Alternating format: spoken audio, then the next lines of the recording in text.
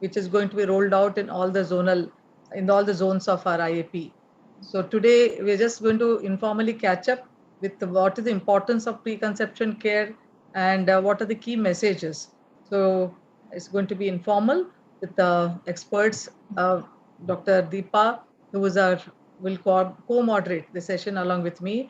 I really appreciate the energy of Dr. Deepa and Dr. Manmeet, who are the coordinated the PCC module also. So we welcome all the speakers for today, Dr. Sunita Manchandana, Dr. Manmeet Kaur, Dr. Ramya, and of course our legends, Dr. M.K. Nair sir and Dr. Swati Bhave. Both of them are guests of honor.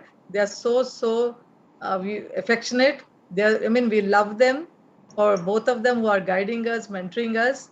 And today they have spared their valuable time to speak a few words on this important topic and bless the program. I request Dr. M.K. Nair sir and Dr. Swati Bhave madam to speak a few words and bless this program. Swati, you can start. No, you can go ahead. You can start. Madam Swati Bhave madam. Okay. So thank you so much, Hema, Chairman of IAP WW, for inviting me and Dr. MKC as guest of honor. And it's very nice to see Dr. Sunita Manchanda, Dr. Deepa, and Dr. Rashmi on the panel. And first thing I must say, over the last 20 years or more working with Hema, this is one personality who energizes whoever comes in her contact. And I think her brain never stops working. So there's every time some newer and newer ideas coming. So I think you have kept everybody on their toes. Even on a Sunday, people energetically join. And the topics which you choose are so contemporary and so important for women of IAP and of course the community. And I have also enjoyed your last year's sessions, same cheer up and gear up. And I'm sure today's session with Deepa and Rashmi and Sunita, all of three of them will make it excellent. And since I'm really exhausted, I'll just wind up and I'll leave it to MKC to give his words of wisdom. He's more rested than me and he can give a longer talk. Thank you. Thank you so much, madam. Now I request Dr. MKC sir to please say a few words on this very important topic and of course bless the program as a guest of honor. Good morning to you all. Swadiji, all the other dignitaries, Imabindu, Deepa, all present here. I would like to say officially the adolescent chapter was born in 1990. Okay, and but that is official. But actually, unofficially, it was born in Mumbai in Swati's flat with myself and Dr. S.S. Kamath visiting her, spending a long evening, in fact, very, very long evening. In fact, she was thinking of her, plan for the presidential action plan. That's the time the idea was, she was keen on doing for street children. So I said a better topic for adolescent will be a better topic. That's how the whole thing started. Then the rest is history. She has taken it to international level.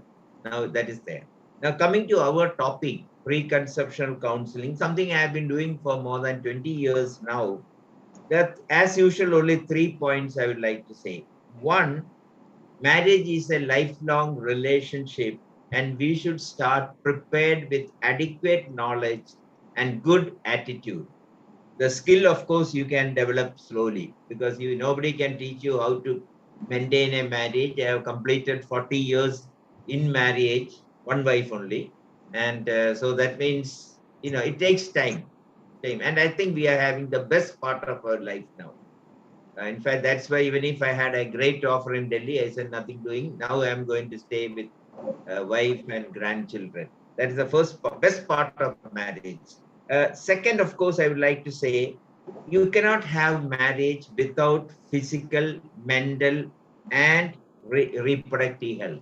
Okay, I don't want to say sexual, although that is very important, but I'll put at reproductive sexual health. You may laugh it off like that, but now that I'm seeing so much of premarital and newlywed, there's a whole lot of new problems that have come. I wouldn't say completely new, it was there before, but nobody knew. But the number of newlywed consulting you for their problems, and And proudly, I would say, last week I had a nurse, actually, who was in Australia and all. They married for 6 years but could not consummate, and it was successfully counseled using a very simple thing, systematic desensitization. I won't go into details. So what I'm saying is there's a whole lot of problem even among medical and knowledgeable persons. That's the most important. And third, of course, it is a right of every mother and father to have a normal baby. And there are a whole lot of things you can do for getting a normal baby. The most important, of course, to have the rubella vaccine. Then, of course, you to have take the iron tablet, anemia prevention. But even more important to take the folic acid as soon as the marriage is fixed, not after you are married, or not after you are pregnant, because by then the first critical 24 days is over and neural tube defect would have set in. No point in giving folic acid after that. So that is another message. And in the Indian context, marriage is taken as a, you don't think of a second marriage. It might happen, but you never dream of that. You never think of that. It is not uppermost in your mind, although youngsters take a little different view now. So it is important that you need to tell them it is a skill-based thing. You need to have skills to maintain relationship, interpersonal relationship, family relationship, the relationship with your colleagues, whole lot of things. And what I dread most is the whole lot of persons with personality disorders that I am picking up. This is a very important, loaded statement I am saying. Even if you have, even if you have marrying a person with psychosis, it is still better than going for a personality disorder person who will impress all your friends, all your colleagues. He will be the best.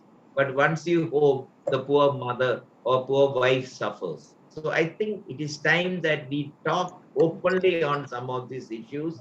We made our youngsters know about it, and some of the skills have to be discussed, not given, but discussed. That is one way. And that is why every mother who come in contact with our clinic, we have the PASS scale. PASS means partners relationship assessment. With 7 questions, you can find out whether marriage is okay.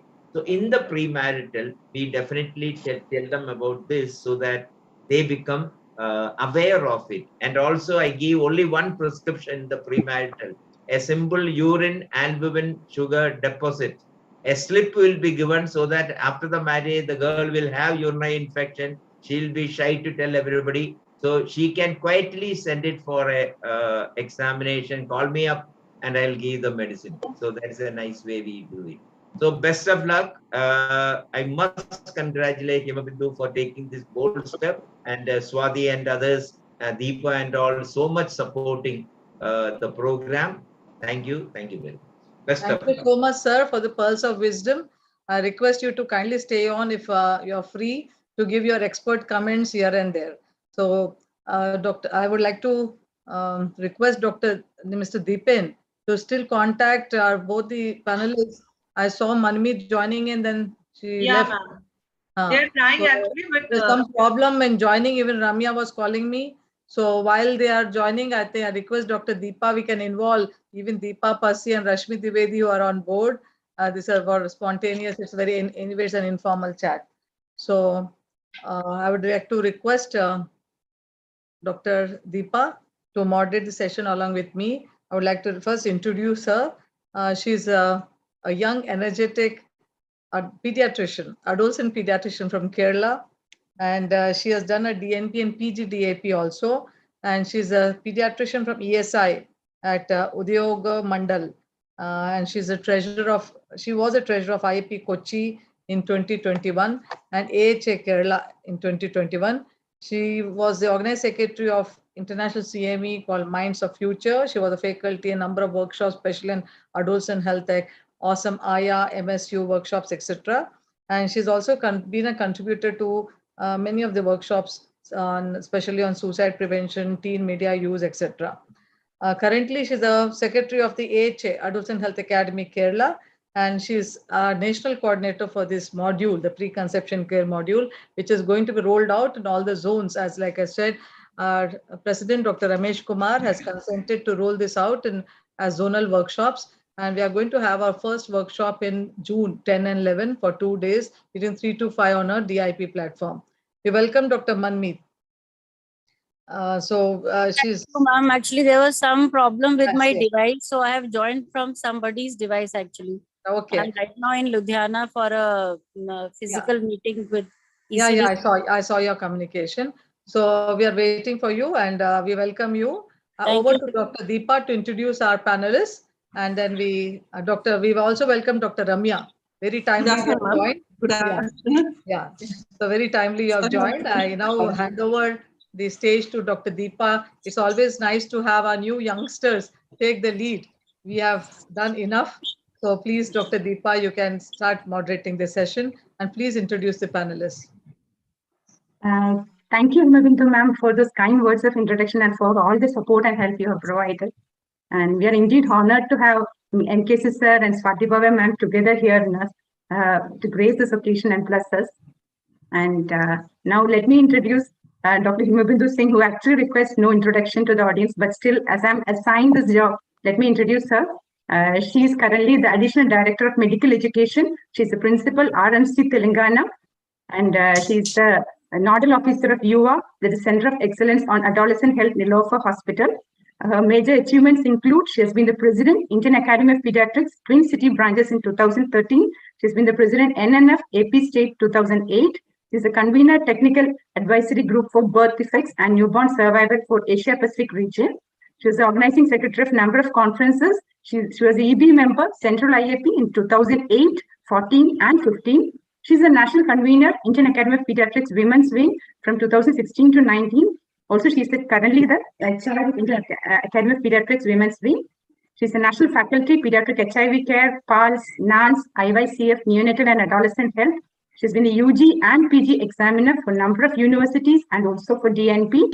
She's received Fellowship Award of IAP, NNF, Best Doctors Award by State Government, and Vaidyaratna Award on Doctors' Day. Thank you. It's going on, ma'am. No. Publications. Okay. So our next, we have 3 experts today. First is Dr. Manmeet Kaur Sodhi. She is the Professor and HOD Pediatrics, Government Medical College, Amritsar. She is the EP member, Central IAP in 2021. She has keen interest in medical education, asthma, and adolescent medicine. She has 30 publications to her credit. She is the Secretary, Satellite Academy of Pediatrics, EP member, Punjab AHA and NNF Punjab. She is BLS and ALS instructor and in charge CPR Center at GMC Amritsar. And our next expert is Dr. Sunita Manchanda. She is a child and adolescent specialist at Gurgaon, James Sandford G Charitable Hospital. She is affiliated to ACI and AHA. She has been the IAP president during 2021. She's a state coordinator, basic NRP 2017-20. She's a master trainer for life skill education. She's been a trainer for a number of courses, including Mission School Uday, adolescent care and office practice. She is the contributor for self-learning modules for teacher, nurturing adolescents in school by AHA 2019. She's contributed articles in Indian Journal of Adolescent Medicine and IAT PAH 2019. She's involved in IAP NCD pilot project. And her special interest includes she's organizing community awareness workshops for parents, teachers, and adolescents. And our third expert today is Dr. Renmya C. She's a professor of pediatrics, Kalmeda Anandarao Institute of Medical Sciences, Karimnagar. She's consultant at Sri Rama Hospital as well. She's the president-elect Karimnagar Academy of Pediatrics. And she's also EB Telangana State IAP WW 2022. Thank you, Deepa. I think we all invite all the others also who are on board, Dr. Geeta Khanna and Dr. Rashmi Dwivedi Madam, Dr. Lakshmi Shanti, each one of you. Now we'll start our session. Dr. Deepa, you can start the session. It's all about preconception care. So can I put the first question, Dr. Deepa? Yeah, ma'am, please. Yeah. So Dr. Manmeet, over to you. We realize that we all know that nutrition is important at every stage of human life. but it's very, very especially so important in pregnancy. But we are all seeing that, there's so much of malnutrition, especially, in the low socioeconomic status, and we're all in the government setup. We do definitely see a lot of undernourished girls and women who get pregnant. And, this is a very big problem when we talk about preconception care. How do we overcome this malnutrition among young girls? Thank you, Dr. Hima. It's wonderful being a part of this session. And most importantly, I think nutrition is the most important component, because when we see young mothers and who are malnourished, the outcome of the baby is going to be affected for sure. So that is why the most emphasis has to be in the reproductive age group, when the adolescent females are getting geared up. That time we have to add more of energy and proteins in their diet, and this has to start very early, because we have to concentrate on the adolescent age group, because from that right on, from there the needs should be changed according to the physical needs of the body. As the the young adolescent is developing into a woman of the reproductive age group, the energy requirement, the protein requirement, and most importantly, the micronutrient deficiencies that need to be taken care of. Because most of the lower and middle income group countries, these women are very, very deficient in most macro and micronutrients. Especially in India, as we see, almost 50% of the women are anemic. So that is where we need to concentrate before deciding that the lady enters into the reproductive age group. And preconception means that preconception care should start with nutrition, because that is the most important part. Yeah, thank you. I think the outcomes are, we are seeing the government setup, low birth weight, and many, many issues are there, and it's intergenerational. So we really have to focus on our girl children, not just on preconception. I think maybe right from early childhood, and give them proper nutrition. A proper focus should be there. Last week we have discussed about the girl child, so it is high time we really have to focus on this. Because of the bad outcomes which we are seeing. Over to Deepa. My next question is to Dr. Sunita. Ma'am, how do we know whether a person is having a healthy lifestyle, and why is it important in preconception care? Thank you, Dr. Deepa, for a nice introduction. And I would like to thank IAP Women Wing, Dr. Hima Bindu ma'am, and IAP for giving me opportunity to be a part of this. Coming on to the question, as ma'am and sir has already explained about the importance of preconception care, we have now coming up with various evidences, or a lot of research is telling us that epigenetics is playing an important role, meaning that the environmental factors, they are affecting more to the fetal well-being, so that, and this fetal well-being which is born is again, precursor of various health diseases later on in the adult or adolescent age group. So it is very important to have a healthy lifestyle for the mother, so that we can have a future generation which is healthy. Now, how do we know that? Well, there are certain parameters, so which we can do that assessment or history taking during the, when they come for this preconception period, which is the new concept is coming up and they come for the checkup. During that, history is, apart from the normal physical history, which we used to take it, we can take the history now related to few other things related to like smoking, drugs, alcohol, or any other thing. Then history about their physical exercises, and history about their dietary intake, and what is their attitude in the like head scan which we do in the adolescent assessment. What is their attitude, what is their family environment, like whether it is a positive environment, what are their sleep duration, etc. And how do they spend having a family time, having relationship with each other, husband and wife, whether they are having a positive attitudes. That is from the history part.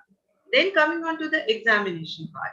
Examination with various parameters which we can do is like weight, height, very important, waist circumference, because that will also tell us whether they are going to develop the metabolic syndrome, or they are, if they are obese, we can guide them at this point of time that, okay, now they should reduce the weight, fasting or, blood sugar screening, their blood pressure monitoring. So from the history and general physical examination and their family environment, their social environment, and most important, also screening for the mental health, because that has become a very, very important nowadays, that the mental health status also give rise to a healthy baby. So with this, including various new parameters in our history, we can examination, of course, and health assessment, we can, know that, how the health of the mother is before conceiving. Thank you, ma'am, for that elaborate answer. In case if there are any comments from you? I think two comments from previous and this one. Previous one, I think while it is so important to previous speaker I'm talking about, while it is so important to focus on adolescent health, it is even from the point of view a pediatrician trying to prevent low birth weight, it's more important to focus on the pre-pubertal girl, because that is where the growth spurt comes. And the only thing that has been definitely proved related to low birth weight is height of the mother. Birve et al. In Pune has proved that beyond doubt, with about 24 attributable risk. Attributable risk means if you remove it, that much of low birth weight can be reduced. So I think we need to start talking about that.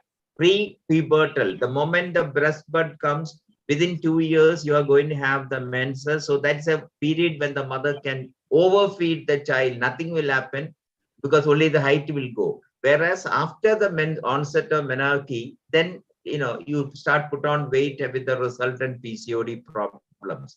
And what Manpreet just now said, the nutrition, we need to focus also on the issue of vitamin B12, vitamin D, specifically in the adolescents. Vitamin D, vitamin B12. Apart from what matters, vitamin D, because somehow there's a lot of tendency to a whole lot of people cover themselves without getting exposed to sun. Right or wrong, that is a practice. So that we need to take care of that by offering vitamin D. So that is one thing. Vitamin B12, particularly because there's a whole lot of vegans now coming up. It has become a fashion also. They don't even take milk. If you take cow's milk from vegetarian, so will get to steps which is prescribed. We don't need to add on to it, it will be excellent. The vitamin D and the issue of B12, which is also related to folic acid, because if you give too much of folic acid, then there will be a resultant apparent vitamin B12 deficiency. That's all. Thank you, sir. Thank you, sir.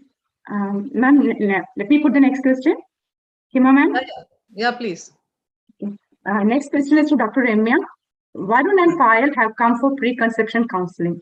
Varun smokes around 2 to 4 cigarettes a day. Is it a matter of concern? Yes, it is definitely a matter of concern, ma'am. At the outset, first, I would like to thank IAP WW for giving me this opportunity, and now we shall head ahead with the question. Cigarette smoking, the impact of cigarette smoking is very high. It is shown to affect the sperm, all of the sperm parameters, like the semen volume, density, total sperm count, and the percentage of sperm progressive motility. And heavy smokers, those who smoke more than 20 cigarettes per day, they have a very low sperm count. The semen analysis report of smokers and non-smokers also suggests the same thing. Cigarette smokers had lower semen volume, the decreased sperm count, and percentage of the sperm motility also is low compared to non-smokers.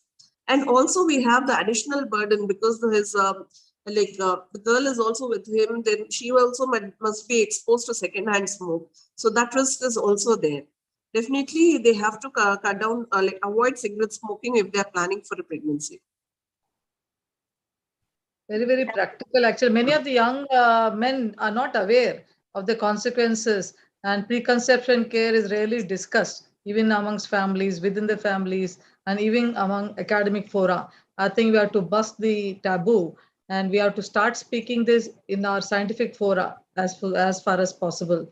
There's no why preconception care is important is at least there are so many preventive aspects which we can do, and IAP should really I think address this very effectively. We also have many of the genetic problems, and then they come to know during pregnancy and or after the child is born. So instead of corrections and in utero procedures, what can we do about certain things? For example, the Varun and Payal had come for preconception care, Dr. Manmeet ji. They have both of them getting married, a couple, next week, and the boy's brother, a 10-year-old, is suffering from Hunter syndrome, and the couple is concerned about it. Can we help them? Yeah, ma'am. Like most of the genetic disorders are not preventable because like they tend to happen. Like Hunter syndrome is an X-linked recessive disorder. So what can go wrong is like the female, although she's not suffering, but she could be the genetic carrier to the disease. So once they are planning to get married, so the girl's brother is having the disease. That means she could be a genetic carrier. So for that reason, the genetic counseling is a very important part of the preconception care because these disorders cannot be prevented. But then we can get to put the genetic screening of the female, and then we can guide them accordingly. It is very important because most of the other disorders also, which are X-linked recessive, would not be presenting in the female most of the time unless and until there is a X inactivation. But she could be carrying the mutant allele. That is very important. So for that reason, genetic counseling needs to be done, and it should be a part of the preconception care. Thank So you, ma'am. Anjali in this case should get herself genetically tested for being a genetic carrier to the disease or not. And accordingly, then we can continue with the preconception counseling for this couple. Yeah, I think the days will come when we'll work as a team along with the gynecologist. And though many of the pediatricians feel it's not our cup of tea, I think we really have to advocate for working on preconception care along with the gynecologist. The Over to point Deepak. is, ma'am, Just we one, yeah, one word. Yes, sir. Yeah, while what we are discussing is extremely important for that individual person. What is nationally more important is look at the thalassemia belt, look at the sickle cell anemia belt. Like I think the IAP should little more focus on those areas which affect millions of people.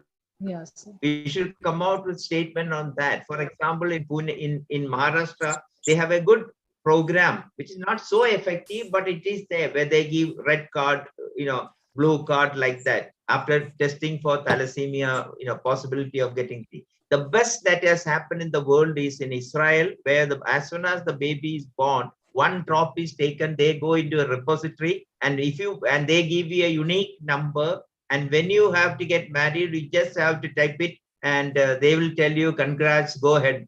Sometimes they'll say, please come for counseling if they have a problem, because Israel is one country where they have a lot of inbreeding. So all sort of genetic metabolic disorders are there.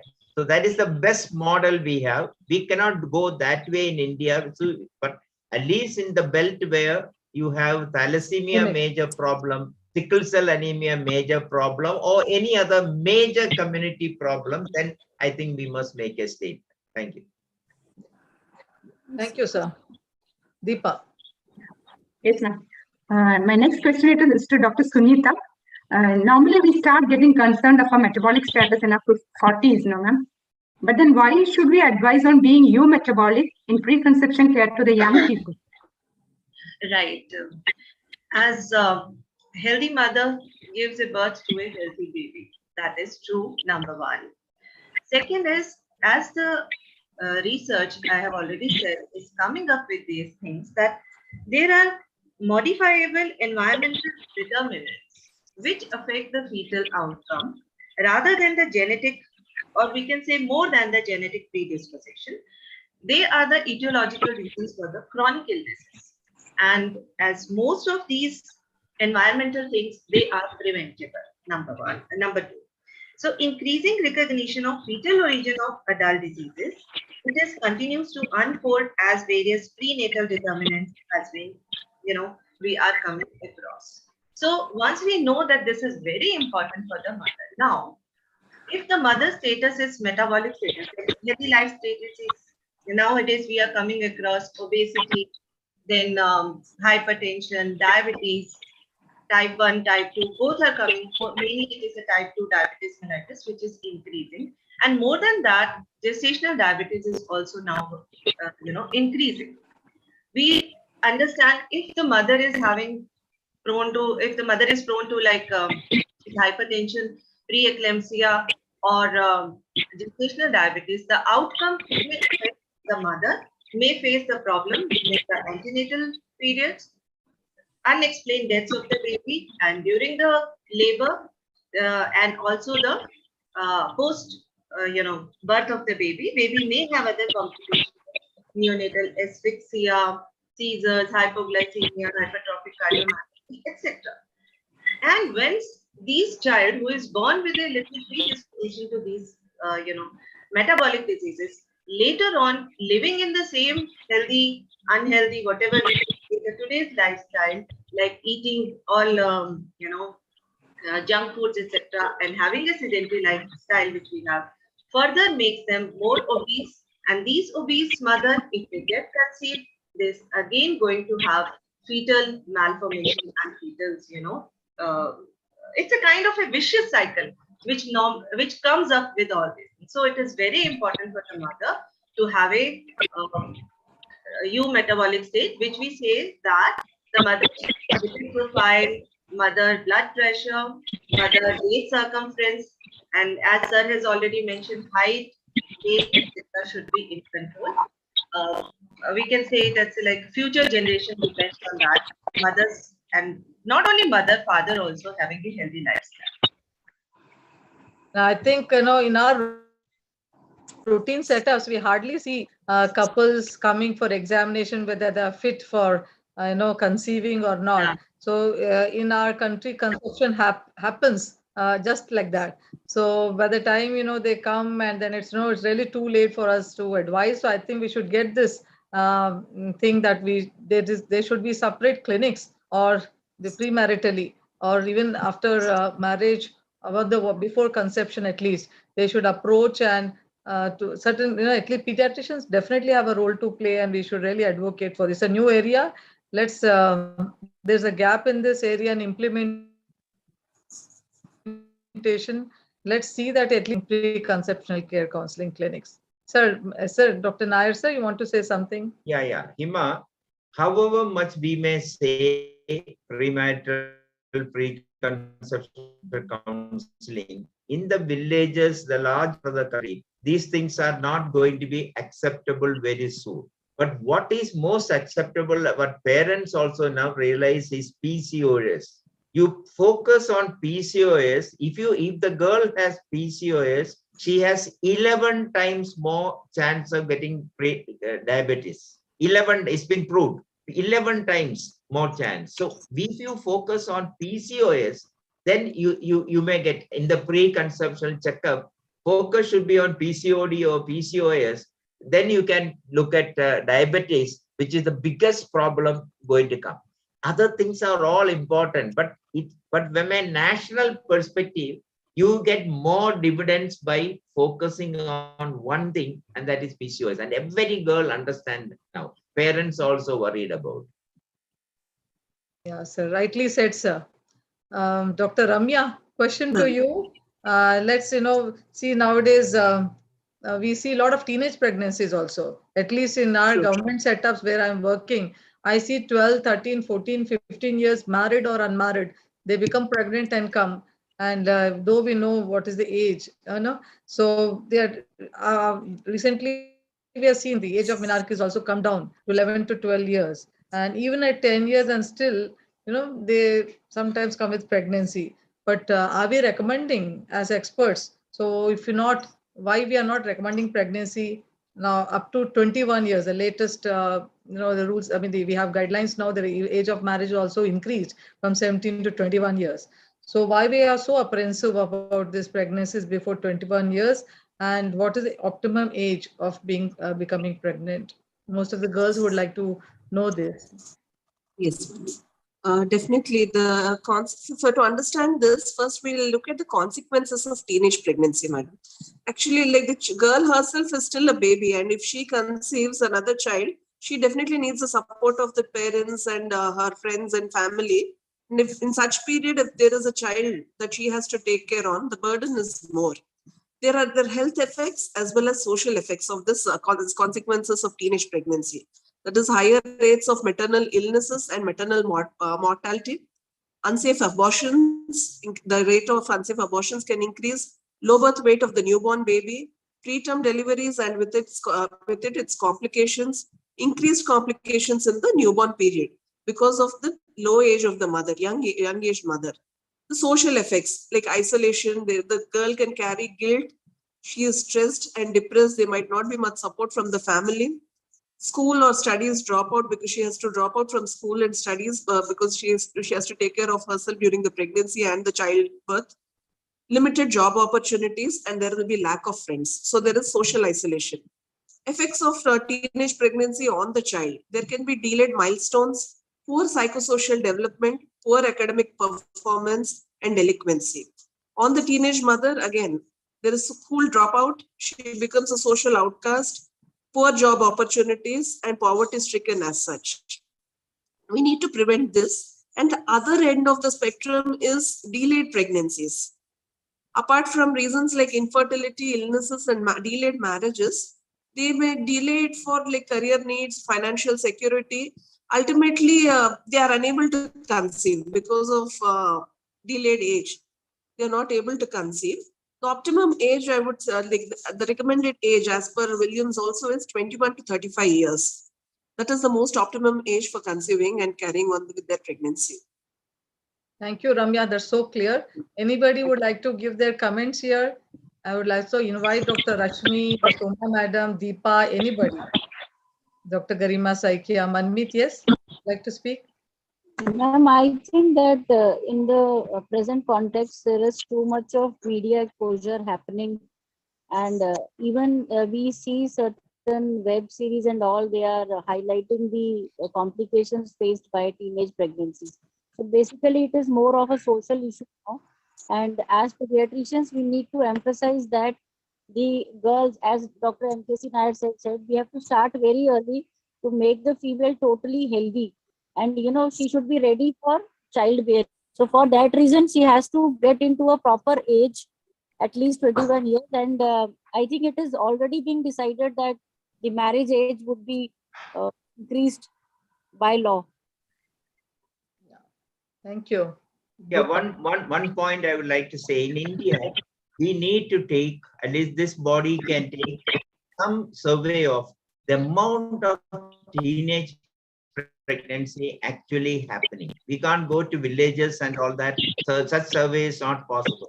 But in the hospitals, major hospital, maternity hospital, just ask one question: what is the age of the girl lying there? I did it long ago, and that time I found everybody said 18. That was then marriage age was made 18. Everybody said 18. If they said 18, they would have married at 17. Both are bluff. So you can get an idea how much of married teenage pregnancy is happening on one side. On the other side, when you reach the age, there is going to be a lot more unmarried teenage pregnancy. And we did actually a gynecology professor with me. She has done a PhD. And what she has shown is rule of 975. 9 means if you have poor parenting, you have 9 times more chance of getting teenage pregnancy. If the parents are emotionally separated, not physically, emotionally separated 7 times, that's the odds ratio. And if you don't give age appropriate sexual reproductive health, 5 times more. 9, 7, 5. Poor parenting, too strict or too lenient, both are bad. Then the emotional separation between parents, which is huge. And third, of course, the not giving appropriate sexual reproductive health. age appropriate. That is very careful. This is one area where this body can really work on, because your ladies are talking to ladies, girls. So there is no issue involved. You can speak in the and the younger generation group should be encouraged to take up some of these projects locally, not big one, but whatever they can do in local. Put it all together, you have a national database. Thank you. Good idea, sir. In fact, in our setup, I found around 40 to 50% are, the primary first time pregnant are quite young. So I think we'll document this, and it's a good idea. Deepa, Actually, Hima, in your own hospital, without asking anything, just check what is the age given of the girl. You will find out that many of them are actually teenage pregnancy. okay, sir. Thank you for that idea. We'll do it, sir. At least in few places, we'll collect the data. Dr. Deepa. My next question is to Dr. Manmi. Ma'am, as we all know, the concern on body image and appearance is characteristic of youngsters. But why is it important in preconception care? Also, kindly comment on the dental problems that are of concern. Yeah. First, the second question first, actually, you see, the orodental hygiene is one of the most overlooked health issues. Once we are even dealing with children or adolescents, orodental hygiene is one problem that we usually don't talk out with the patient. And most of these patients go to the dentist, but you will see they will have malocclusion, missing teeth, and now these things are adding to the cosmetic concerns of the patient. And it is very, very important that these are dealt with. Secondly, adding to that are the body image concerns. I am too thin, I am too fat, I'm not tall enough. So all our youngsters, almost, to the percentage of 80 to 90%, don't like the way their body is. And now this problem is aggravated because there is so much of media hype about, a zero figure or ideal body size or some, complexion, whether you are fair or not. So these are adding to the big stressors in the life of the both sides, male and female, of the reproductive age. And these body image concerns, we cannot think that they are doing nothing. They are going to complicate into major depression for some of them, and they can even give anxiety disorders to some of the youngsters, and they can get into OCD about their body. They're just concerned about how I look all the time. They're seeing in the mirror, they're trying to do cosmetic surgeries, they're using creams or lotions, or they're taking up apps to lose weight or gain weight. So all our youngsters are preoccupied with the thought of having an ideal body size and body shape and color, the type of hair they want to have. And these can lead to sometimes suicidal thoughts. That is a very dangerous sign that we can see. So it is not very, kind of us if we are not taking these things in concern. Once an adolescent female is coming to you, see, PCOS, as Sarah told, it is being missed out at many places. We don't acknowledge the fact that the young female has come with hirsutism and abnormal weight gain. We need to take care of that. And the body image concerns, whatever it be, even the eating disorders, even the bulimia, it's very common, anorexia nervosa in this age group. And that is aligned with the body image concerns. So we need to address the body image concerns because they will have a most important psychosocial and mental concern over the preconception phase. And that can affect the outcome of the pregnancy and the both ways, the mother and the child, both. So body image concerns are very important and need to be tackled at the earliest because they do have very bad outcome in most cases. Most of these youngsters who are, prone to body shaming, so they don't even go out. They just get they get into a cocoon. They don't go out. So that is where they are more prone to anxiety and depression. And some of them may even have suicidal thoughts. And that is a point of concern. Actually, one thing we see is that among boys also, they are very much concerned about the number of fats they have. And many of them have seen buying protein preparations in buckets. So they go for high. Yeah, you must have seen that in the last 5 to 6 years, so much of cosmetic things have come up for the men. they have all fitness creams for men. They've all these, they do gymming and they take a lot of protein for that, just to build muscles and they want to look good. So it is not concerned only with the female body image concerns. The boys also want to look tall. They also want to look robust, with muscles, with biceps. So they don't have, they then just, go into cocoon. They don't want to come out and socialize. They keep on thinking what the other person, and that will decrease their interaction with the other sex also. And because they're in the reproductive age group, that is going to hinder and affect their psychosocial development as far as getting into this marriage and relationship building is concerned. That is very I think important. in continuation to that, Deepa, I think we should ask Manmeet, since she has touched upon relationships and how people are so conscious. There's a lot of disturbance. Hima, before going to relationship, there is one important information that is in a major study, community study. 74% of Anganwadi children had caries in the teeth. Now, if the Anganwadi children have caries in the teeth, that means inside the bone, the permanent teeth already have been destroyed with caries. So whatever you do in adolescence, it will not help because this tooth has already been destroyed. So that's an important information. We need to look at their teeth issues much earlier. Pediatrician need to know that. So that not only in adolescence, even before you need to look at it. Okay. Thank you, sir. There's some disturbance, I think, at Ramya's side, or which? Yeah. Yeah, there is some disturbance somewhere. Yeah. Yeah. Anyway, so Dr. Manmeet, you have see, we always attend marriages. Marriages are the time when we all bless them. Happy honeymoon, happy married life. Can we help them as pediatricians or the young couple? What is this? When we are wishing them healthy and happy married life, in true sense, how do we help them? Ma'am, actually, when we are talking about preconception care counseling, we need to counsel them about what are relationships, what is the relationship they are going to have as husband and wife, and what is the participation of both of them. So, see, in this modern world that we are having, so much of roles and responsibilities have changed, both of the men and the women. And now we usually have working couples who are both going to job. So earlier it used to be like that, this is female part of the relationship, this is male part of the relationship. So when now we encounter a young couple getting into matrimony, it is important to tell them that it will require a lot of commitment, trust, and equal participation.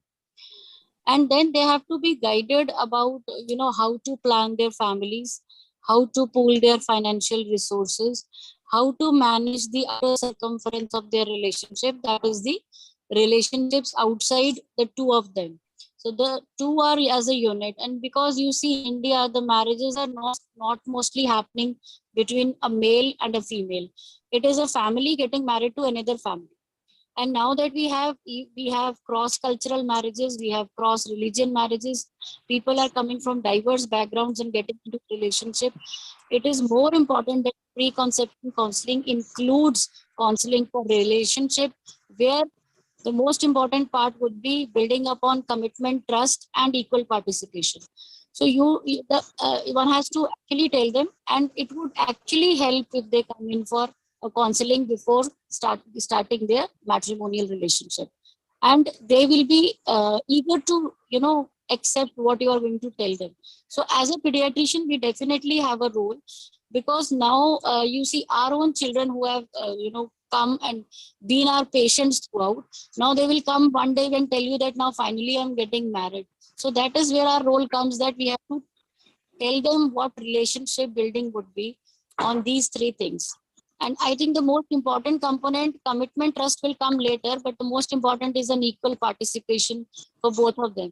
So that has to be made clear both to the male and the female. Whoever is getting married, if you want them to have a happily married life, you have to tell them and counsel them about the relationship building. I'm really scared. Nowadays people see a lot of media, and they have some dreams about their future, sexual life or the the married life. So how do we, sort of normalize them? How do we bring them to the ground level and actually tell them Yeah, that what's really day to day? we can tell them about that marriage is not only a bed of roses. There will be a lot of duties, there would be a lot of responsibilities, and that would be a lot of adjustment that they need with the day-to-day activity. It is not about leaving something they were doing earlier. It is like adjusting the other thing into the making a rhythm out of two things, synchronizing the things, so that they can be guided through that. We don't have to tell them that it is all about mushy romantic dinners or candlelight dinners. You have to share a lot more than that.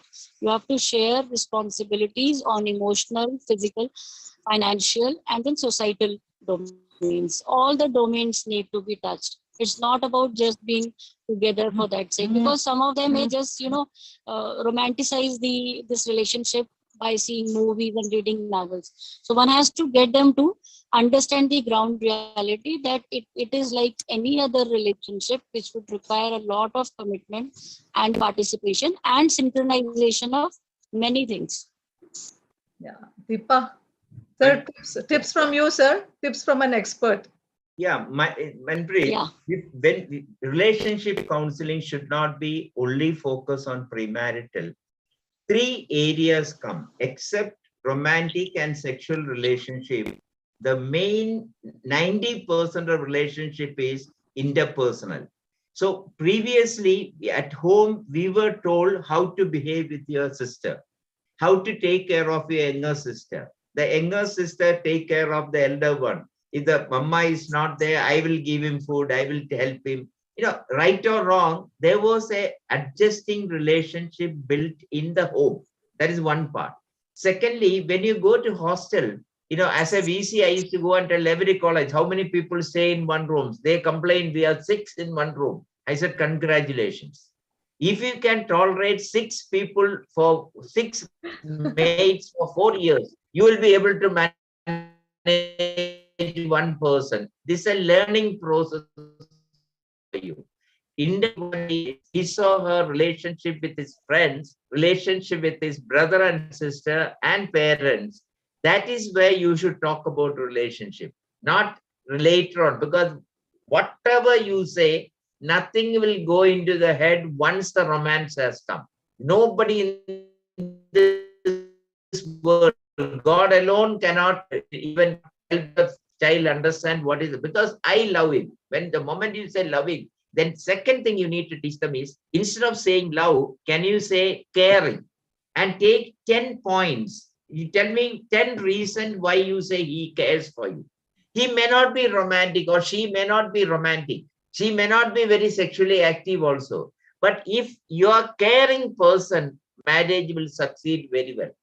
So that instead of love, if you focus and discuss with the child and never preach to a child, this sort of, and there are a lot of relationship issues, bulldozing relationship, they're aggressive, and there are a whole lot. I published a paper in IJP, in IJPP on relationship. Forget about that. So what is important is we get the opportunity to talk the child how you do get along with your friends, especially if they are staying in a hostel. That is the time when you can take, oh, you had this problem. How did you manage that? What was the strategy you had taken? If you teach us, she will be able to live with a man, good or bad, because both will be there. Thank you, sir. There were really, so many, we hesitate to talk about relationships, but we see, many of the girls and boys who are now so educated are afraid of getting into relationships. So, let us not even tell that it's a responsibility or such big thing. Let them enjoy the companionship. And maybe I think really I find it difficult. Many of our own families, even up to 28, 30, they are still thinking and exploring, and they're not ready for marriage or ready for any commitments. So on one hand, we are seeing this also situation. So we need to really gear up with our changed situations. Yes, Deepa. Remember, Because after 40 years of marriage, the romance will be very little between us. but the caring is Yes, 99%. sir. Absolutely right, sir. Okay, that is the most important part. Okay. Romance will go away, but caring will never. Caring and concern will never go away. Thank So you, these days, sir. lots of living relationships are coming up now. How should we, if somebody approaches us about that, how should we counsel them? Living relationships. The only Dr. Nair can answer that.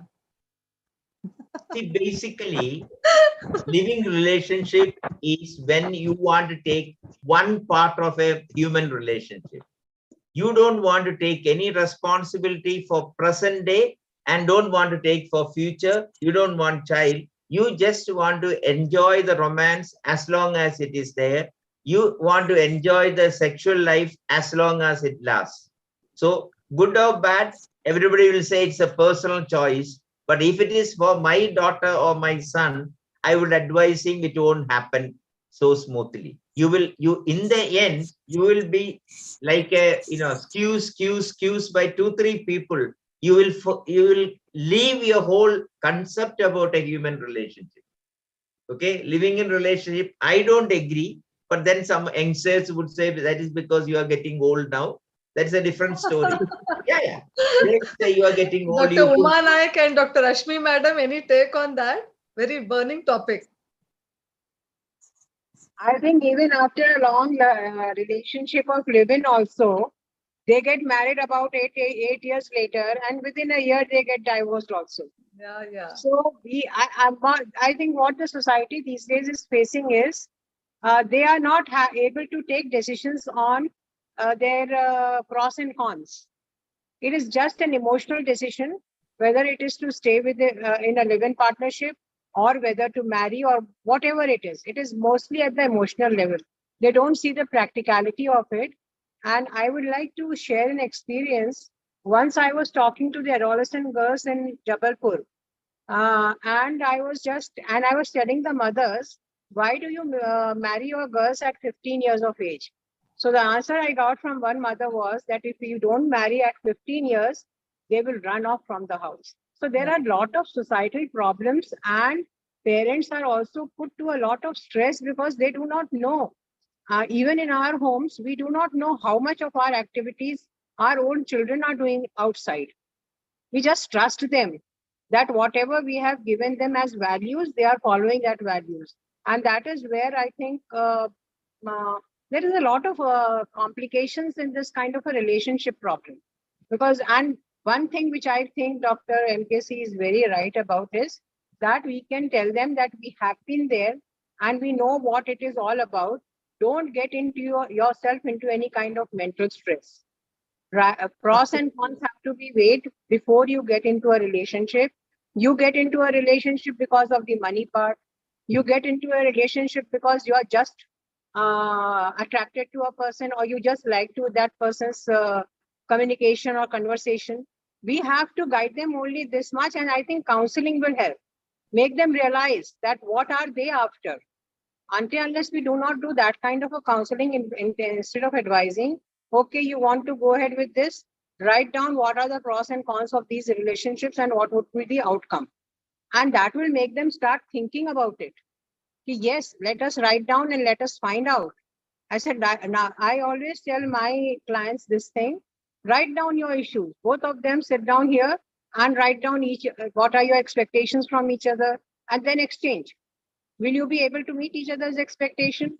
Unless we do not make them think, I don't think any advice would be of any help. Madam, one more thing is, rightly said, madam.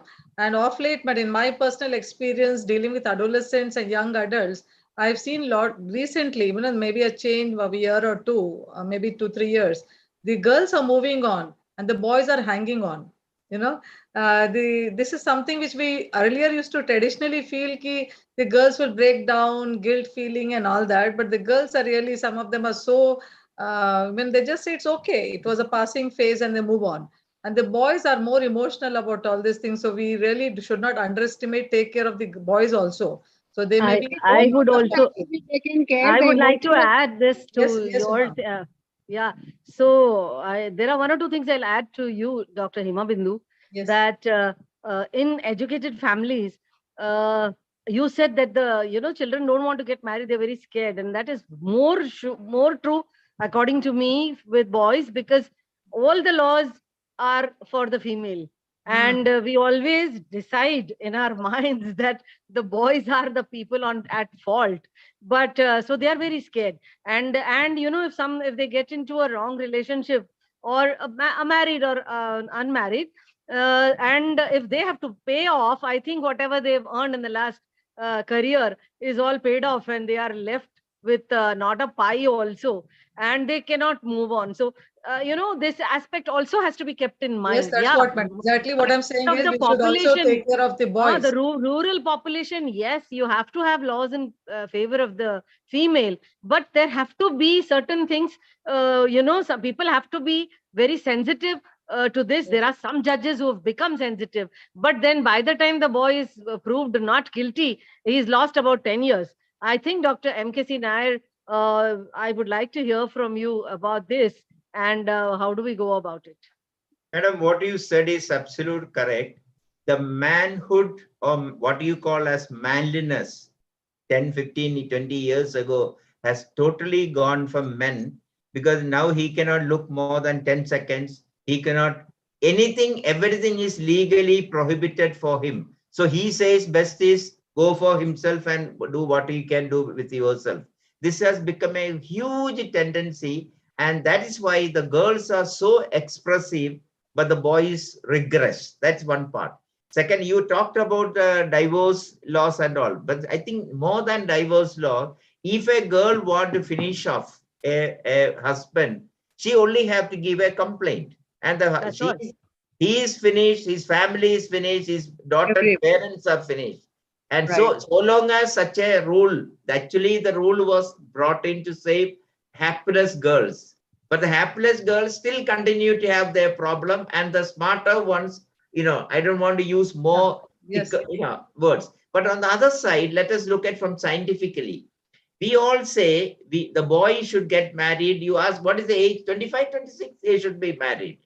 But when you say the girl, you say 18, 19, 20. Why? Because the brain development maturity comes by 26 only. We know amygdala and all that. We have discussed many times. You want a boy to be mature and take responsibility, whereas a girl should be immature so that she can be molded easily. I'm not saying that is right. That is the mentality of the society. Till yesterday she was under the guidance of the parents. Now you become under the guidance of the husband, and she doesn't have earning herself, and she doesn't have her own thinking too much. But now the thing has changed, because the girls are best in education. They do so well in life. Okay. In fact, this happened in one place, North Kerala, where I was going as a VC, I was going, and I was appreciating the manager of the thing, that now that you have made this college in such a remote place, all the girls around could participate. Otherwise, they could have never participated because of particular community issues. He said, sir, that is correct. But you know what is happening now? All the marriages are going downhill, because the girl is educated PG and the boy is class 7 and Gusti. You have a statement called class 4 and Gusti. That's all what he has. And he will go to Gulf, come with some spray and all that. Marriage will go very well. His mentality remains at that 8th class. You understood? This is a very big social problem. I didn't know. He only taught me that. I was so surprised to hear from him, who is running a college with 4,000 girl students. He said, I'm doing a good thing on one side, but I'm destroying the future of so many girls. Sir, we love to hear you for long time, but we have 15 minutes. Vaccines, Dr. Deepa, I think we should cover vaccination. Yes, ma'am. So our next question is to Dr. Sunita. Ma'am, which are the vaccines that need to be taken before conceiving, and why do you say so? Yeah, I will not take long on this, because it's always nice to get tips from Dr. MKC Nair, sir.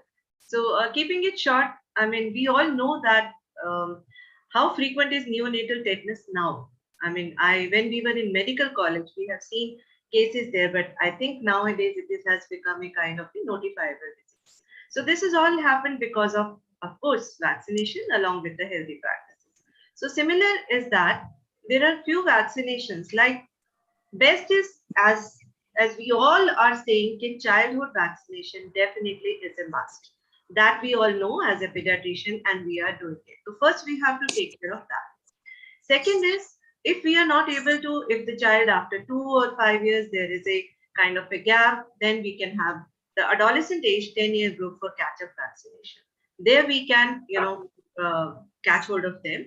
And in that case, the most important or the few only I would discuss.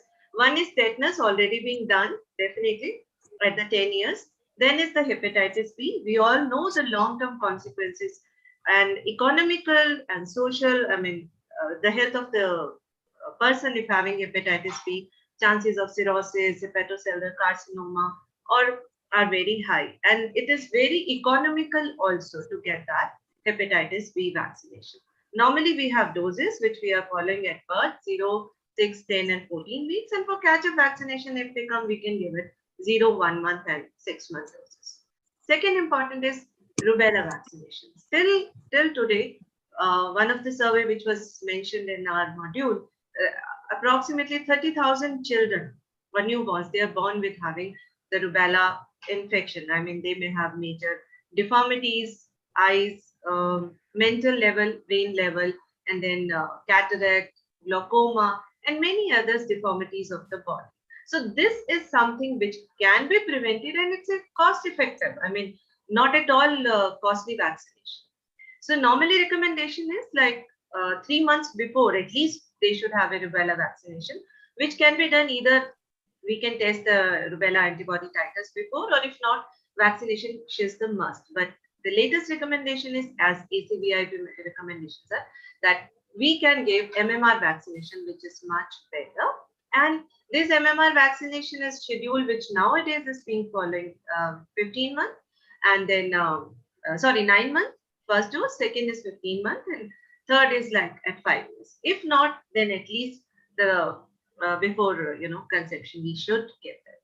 And third important is like which is now human papilloma virus vaccination. Again, it has a huge burden on societies, and there are chances of cervical cell cancers which can be prevented. So the vaccination available are, we have got quadrivalent and bivalent, and nowadays 9 strains are there. So in India, still now we have got Cervarix, which is also now fading on, and then Gardasil.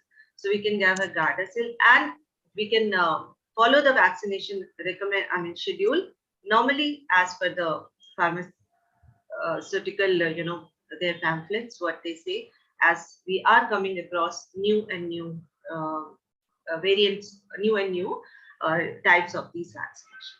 So I'm sure if anyone would like to add any other vaccinations, so most welcome. We have another 10 minutes to go.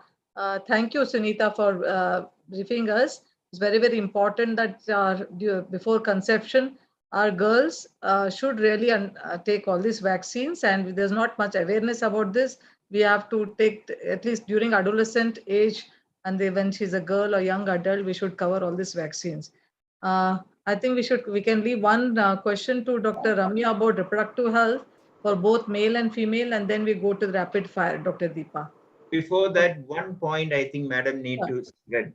If you give vaccine, every vaccine has a time limit of efficacy, whereas illness is almost lifelong.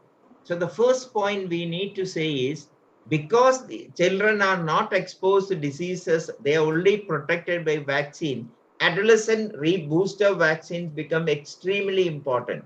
That is why you have whooping cough in the adolescents. You have a whole lot of problems. I think that is a scientific point why we want to give vaccine. Then, of course, I fully agree with SPV vaccine, but that's all we want. Because lack of time, we won't talk about it. But this point is very important. Unless you have a disease, you will not get lifelong immunity for most diseases. The vaccine, every vaccine has its limit of duration. So adolescents need booster for almost every illness. Thank you, sir. Dr. Deepa, I think I request Dr. Ramya to be very crisp in answering this question so that we go to the next session. Yeah, Dr. Ramya, 17-year-old Arnav had COVID-19 2 months ago, and his friend Gautam had told him that COVID causes infertility. Is it true? Arnav is obese with a BMI of 30 kilogram per meter square, and on health evaluation, he revealed he often takes alcohol with his friends. He's concerned as he's in a relationship. How can we help him? Also, please give a comment on the reproductive health of females also. We have like two issues here. One is that the Varun is post-COVID, and the other thing is he's 17 years old and obese. Post-COVID sperm quality usually improves after 74 days, or that's roughly 2.5 months after the person has recovered from COVID. The sperm quality will improve.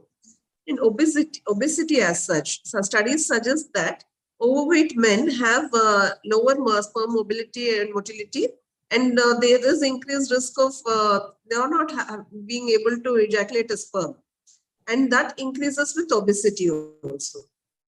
And studies have also proven that when there is weight loss, there is a potential increase in the sperm count.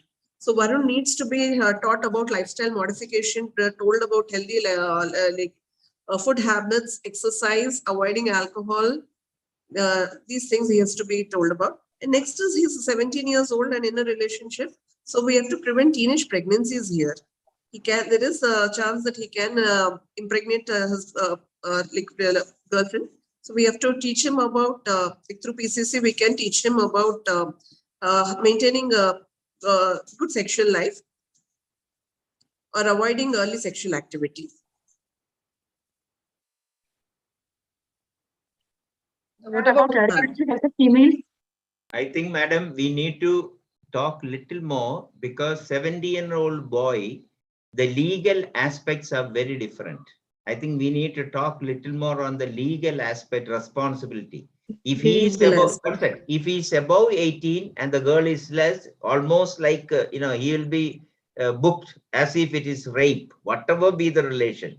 If both are below, law is little more protective, but still doesn't take away the responsibility of him for she getting pregnant. So on one side, we have people who talk for the adolescent reproductive rights, but the law doesn't accept adolescent reproductive right. That we need to make it very clear. Sure. What about females, Dr. Ramya, reproductive health of a female? Again, let's talk about topic. Reproductive health of the female, madam, like most common problems like infections, bacterial infections can result in infertility. Sexually transmitted infections like chlamydia or gonorrhea can damage the reproductive tract.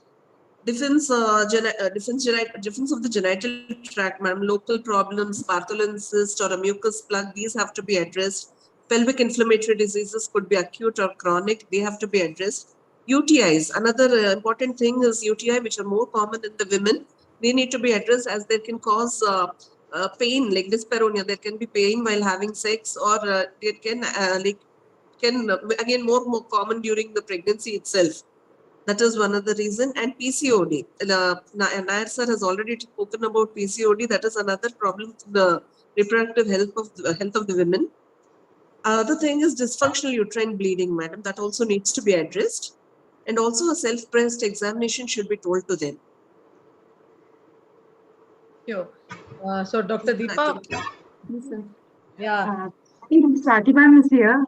Ma'am, any comments from you? Swati ma'am? Madam. So it was thank you. I was listening to everything. It was an extremely interesting session, and it was wonderful as always to listen to Dr. M.K.C. Nair and all the young people, Deepa, Uma, everybody. I really enjoyed your inputs. And what I will suggest, Hema, that we should have a special session on adolescent relationship because in the last 2 years of COVID, I have done so much teleconsultation on these adolescent relationship and the premarital counseling. So there's so many issues which parents have, and as somebody rightly said, in India, the marriage is between two families, and especially when it happens between two different families. So in the first year of marriage, there are so many issues which could have been sorted out if they had got adequate premarital counseling about relationships, because to again change from a girlfriend boyfriend role into a wife or husband's role, these skills don't come overnight. So just as you teach life skills, I think the adolescents of today need to learn the skills of how to get along in a relationship.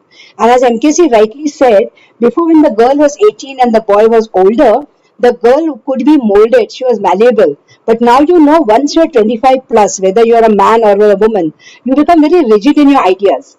And once you get used to being a single person, whether it's the man or the woman, to become a spouse is not easy.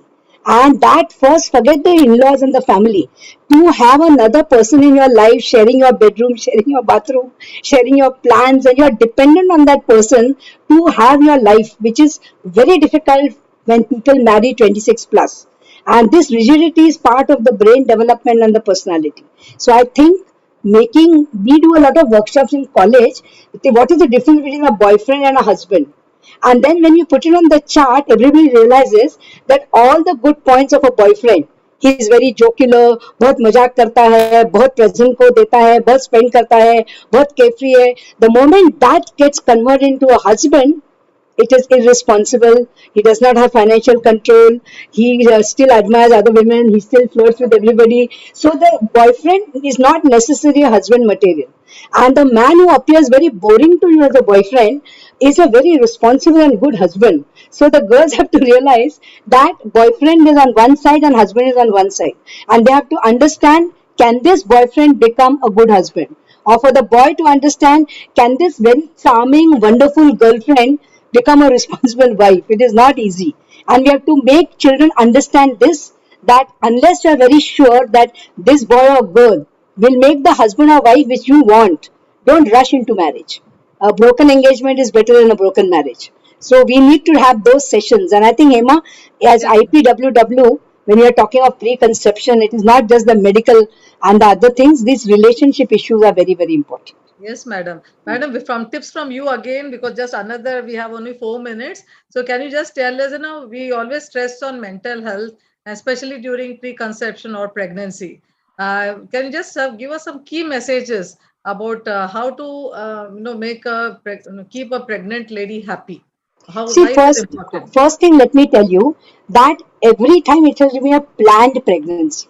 And when we talk of planned pregnancy, I always tell the couple who comes to me that you have to be mentally, socially, psychologically, financially, all aspects ready to receive that baby. For example, if a woman or man at the height of their career, they are getting some big project which is coming, and the pregnancy comes unexpected, that's not a wanted pregnancy. And when you sacrifice your career, or you don't have enough finances, or you are not prepared to be a mother or father, that pregnancy is very difficult to cope up. So first of all, one must plan pregnancy. What is the optimal time in your life, both the husband and wife, during your career, during your finances, during your emotions? So if you plan optimally and get a baby, then you both want that baby. And when you want that baby, obviously you're a happy mother during pregnancy, and the husband is also very supportive. Most of the problems I find that the baby comes unexpectedly, and one of the partner is not ready for it. So he doesn't give the support to the wife or the husband as it is. Secondly, we all know about the garbha and the sanskar. So if a woman is upset during pregnancy, if she's fighting during pregnancy, whether it's with her husband, with her in-laws, she's under tension, that baby is not going to grow optimally. So she has to be a happy mother. And we know that a happy mother makes a happy baby. So nutrition and all is all medical. But psychologically, she should be looking forward to the baby. The husband should be looking forward to the baby. And the whole family, the grandparents, everybody should be looking forward to the baby. If the baby is welcome, then everybody is happy and everybody is nice. Very often, the baby is not welcome. The baby has come at a very unopportune time. And that leads to conflicts. Thank you, madam. Now we change our gear to the rapid gear and rapid fire. So in this, we have a set of questions which are for spontaneous answers. It could be right or wrong. We are not judging anything, but anybody can answer. But very quickly, just in seconds, you need to answer that. And so anybody can answer. You can just lift your hand and say anything. So for all of you, open to all of you. So shall we start the session? Are you all ready? Yes. Sorry, sir. You can participate, sir. Dr. MKC Nair and Dr. Swati Bhave, if you wish to. Yeah, thank you. Prizes hai na? Huh? Prizes hai na, ma'am? Prizes, हाँ, मिलेंगे physically in Fem Pedicon. Okay, so Fem Pedicon होने वाला है. Sir, we are having a conference, national conference of IAP Women's Wing in Nashik, Maharashtra, under the cover of the MUHS, Maharashtra University of Health Sciences, Dr. Madhuri Kanitkar and Dr. Sangeeta Bapt and myself. So in July, sir, 30-31. So we're all looking forward for this first conference. So we'll definitely give our prizes there. Now let's start this session. So is preconception care essential? Yes or no? Yes. Yes. Yes. What is the, thank you. What is the problem statement in the current scenario in relation to pregnancy planning? What is the most problem and the most important thing? No plan, no planned parenthood. Yeah, unplanned lack of pregnancy. preparedness. Yes. Yes, madam, you're right. Most of the pregnancies are unplanned in India. I think that is what we need to really target. Now, next question. How early do we recommend preconception care?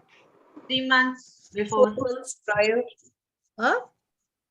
4 4 months months? prior, started in high school. High school. Yes, madam. But in our module, we are saying 4 months. Yes, maybe from high school. Sir, your comments? Dr. Nair, sir? So what madam said is in a way right.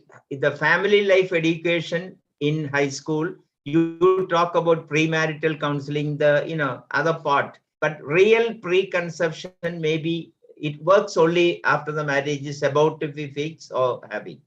But you can prepare earlier, but not to come to very core issues at that age. When we talk of age appropriate sexuality education, preconception also should be age appropriate.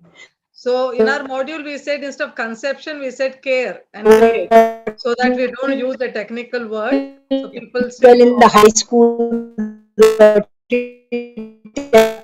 Madam, your voice is not clear. It's breaking. Yeah. So we move to the next question.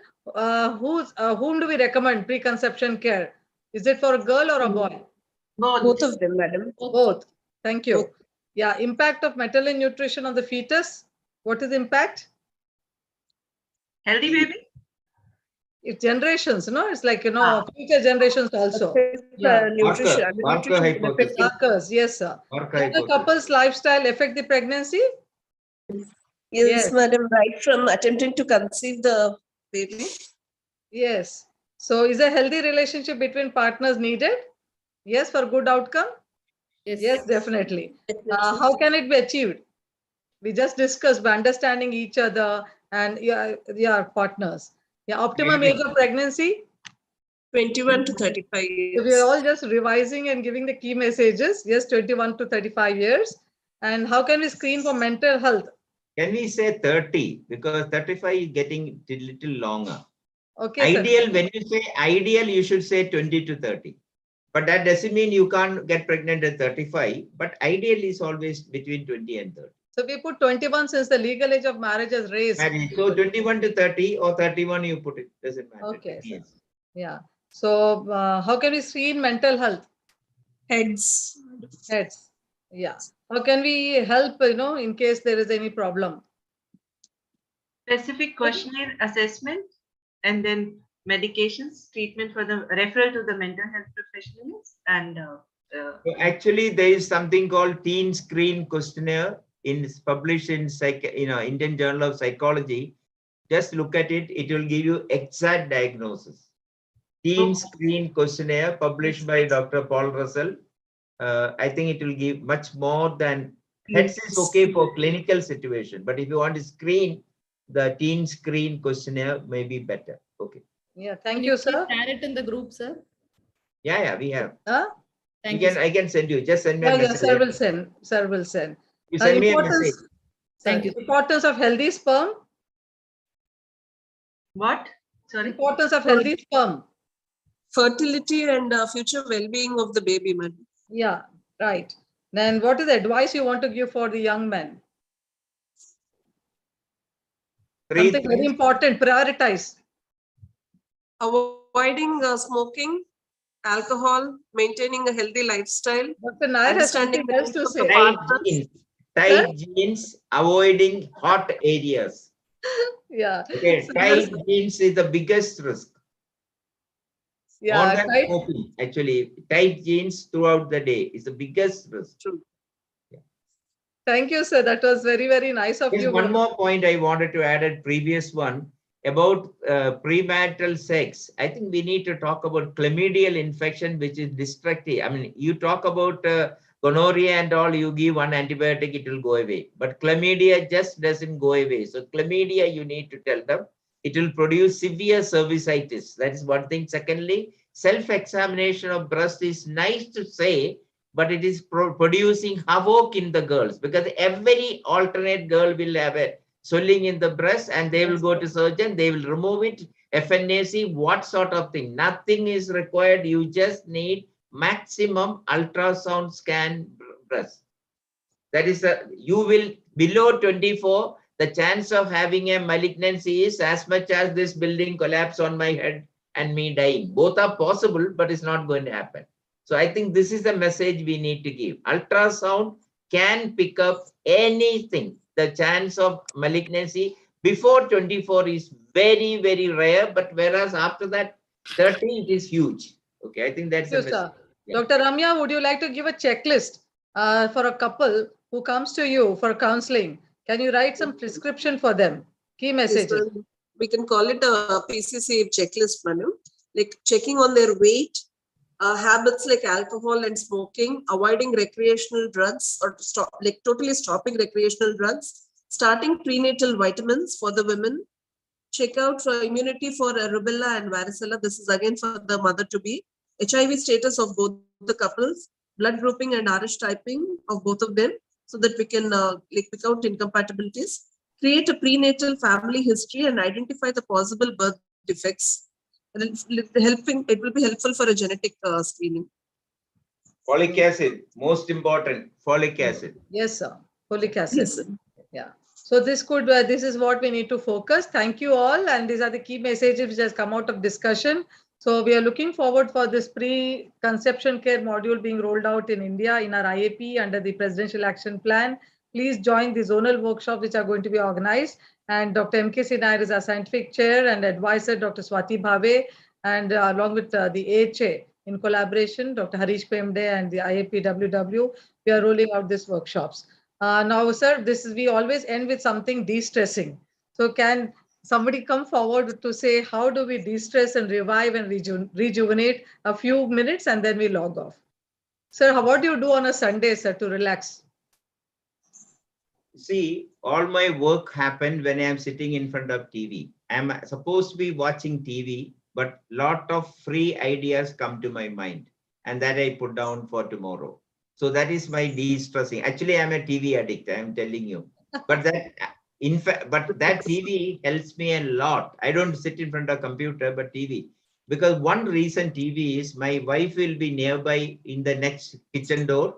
My son will be sitting in front of me. My daughter-in-law will be around, and my grandchild will be sitting on my head, playing with us. So TV is a place where living room is a place family time.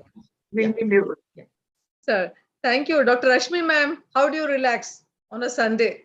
I relax taking up my hobbies and listening to very good Indian music.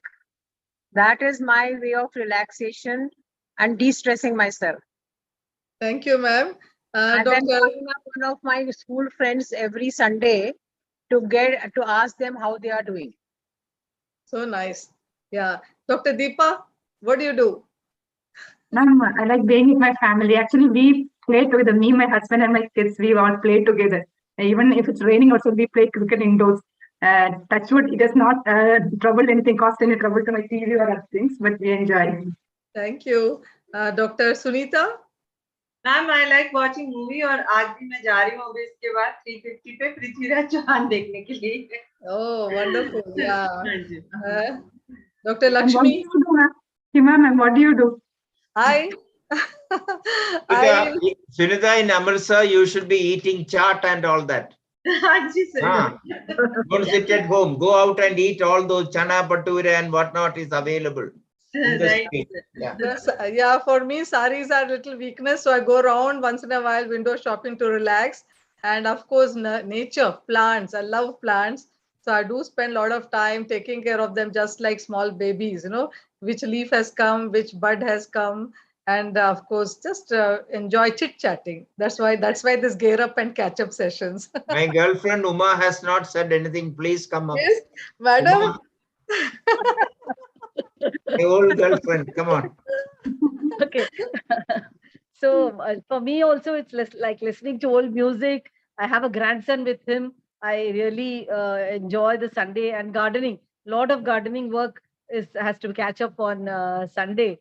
And today my grandson is out of town, so I could sit through this session where actually I didn't have a responsibility. Courtesy, my grandson is not at home. So thanks, Dr. Nair, for pulling me in. Madam, old girlfriend. Dr. Ramya? Ma'am, I enjoy cooking and eating, madam, actually. आज क्या बनाया ma'am आपने doctor रम्या? Ma'am, आज क्या बनाया आपने? आज chapati, madam. Chapati. Chapati is a special dish in Telangana. But actually, my kids are in Hyderabad, so it was like I made chapati after a long time, actually. Okay. Yeah. But I like we all as a family, we like to spend time together. As Sir was saying, Nair Sir was saying he likes to watch TV. My husband is also a TV addict, but he is always into work. I never understood. He calls me, you come watch TV. I am the one. I actually am not very much into watching TV, but some kind of family time happens there. My kids and husband enjoy, but he's always on the phone doing something or the other. Like probably, as Sir said, that could be the reason. Everybody will be around, so he must be enjoying that activity. Madam Swati Bhabe, are you around? Dr. Deepa, anybody? Yes. Sir. Yeah, so in addition to all what you people said, like shopping and all that, family time, especially on a Sunday, and I indulge in some self-care. I've just booked for a hair spa. So post lunch, I'll go just relax. Wow, spa. And Nair sir, once we'll have a session with all your girlfriends, sir. I'm looking forward to that. Well, sir will have a huge list even now. Swati is my girlfriend. You didn't know that? Sir, you have so many girlfriends, so we'll have a session with all of them, sir. Be nice. Rashmi Dwivedi is my girlfriend. So all these are old ones now. What to do? But I don't do now. After the rule and all has come, no. Any new, sir? Any You need to new? be careful. Eh? Any new girlfriends? No new girlfriend, because nowadays it's very dangerous. Really dangerous. We are Sorry, sir, tested to and take the tried. But liberty to madam, ask you. miss me? I said we are tested and tried old ones. Hold on, no problem. No, please. We Old never is had gold. any problem. Old is gold, no, sir. Old is still gold. Right. So it's really not feeling like leaving the thing, the platform. But then, please all, I really thank each one of you. Before you close, Deepa, just take down all the points, that new point that has come today. Okay. A whole lot of new points have come from the record. This is those record. I just try to put it those new points, because that will be helpful when we make the other presentations. Something new will come. There are lots of points. I myself have written about 8 or 9 here. Please pass on, sir. Will add to the PCC module. Yes. So we had a very nice academic discussion and a very, very important topic. Let's talk about it's time that IAP and Women's Wing and AHA under a collaboration will come forward and try to get this to the community. It is very much needed in the community, awareness about how to prepare before conception. And there are a lot of taboos. People don't speak very openly about all this. So we are a scientific body and we can do a lot, contributing towards community, empowering the young adults in preconception care. So with this key messages of this important call for action, I would like to say thank you to each one of you, especially Dr. MKC Nair sir, for his valuable inputs. And we really enjoyed, sir, right from the beginning to the end. You gave us really a lot of key messages and also how do you relax, all those things. You're a role model. Last Sunday, I was doing a premarital one play, Chademangalam in the morning, Punalur in the afternoon. Sir. Oh my God. Yeah. So thank you, sir. Actually, that's what I enjoy more than sitting at home. But my wife is standing around, so I cannot say that. So thank Dr. Swati Bhave, Madam, our patron of IAP WW, for again joining us. Normally she doesn't join many programs, but when it comes to some very nice topics and Women's Wing, she does join and she gives us the blessings. Dr. Rashmi Dwivedi, Madam, enjoyed your interaction. Thank you, Dr. Uma Naik, Madam, Dr. Sunita, Dr. Lakshmi Shanti, Dr. Ramya, Dr. Deepa, my dear Deepa, and Dr. Manmeet, for being coordinating and moderating this show so well. And all the viewers who have joined in today, and all these speakers, and of course the DG platform, Mr. Dipen, for this giving us this platform. So thank you. Have a nice Sunday. Please do enjoy the rest of the day. Thank you. Dr. Hima, thank you very much. Thank you. Thank you. Thank you. And thank you to all. Thank you. Okay, bye. Bye-bye.